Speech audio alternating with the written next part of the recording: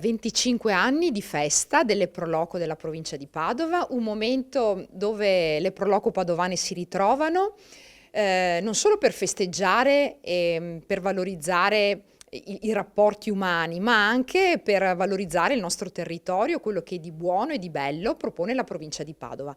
Beh, le Proloco lo sanno fare molto bene, lo fanno durante tutto l'anno con manifestazioni ed eventi, però viene organizzato un evento ad hoc che si terrà appunto domenica 27 aprile a Bagnoli, una splendida cornice, e qui le Proloco padovane proporranno i prodotti tipici di quel territorio, le bellezze artistiche e architettoniche, e sarà un momento di grande festa dove si potranno trovare le Proloco ma anche i cittadini per far festa tutti insieme.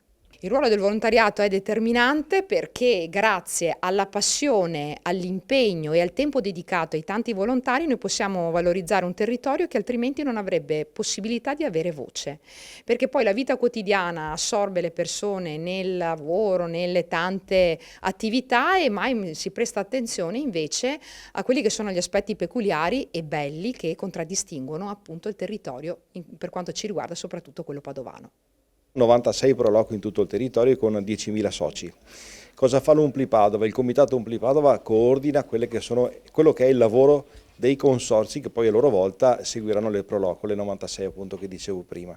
E Umpli Padova che si prodiga sempre per cercare di fare il meglio per tutte le Proloco, e la festa che andremo a fare, la 25esima festa che si terrà a Bagnoli di Sopra il 27 di aprile, non è altro che una forma di ringraziamento che il comitato vuole fare alle Proloco per tutto il lavoro svolto fino ad ora e che continuerà a svolgere poi.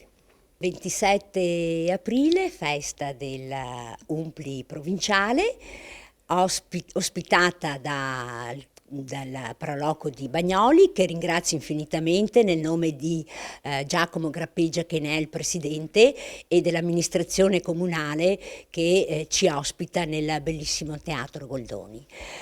Festa dal titolo le vie dell'acqua, le terre del vino. Vie dell'acqua perché?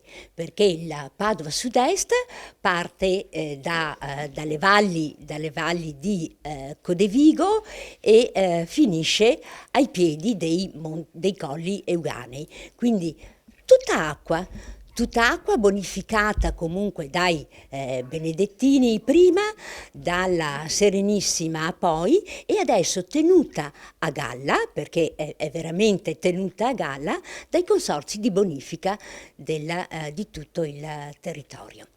Ecco spiegata le vie dell'acqua, fiumi tutti navigabili.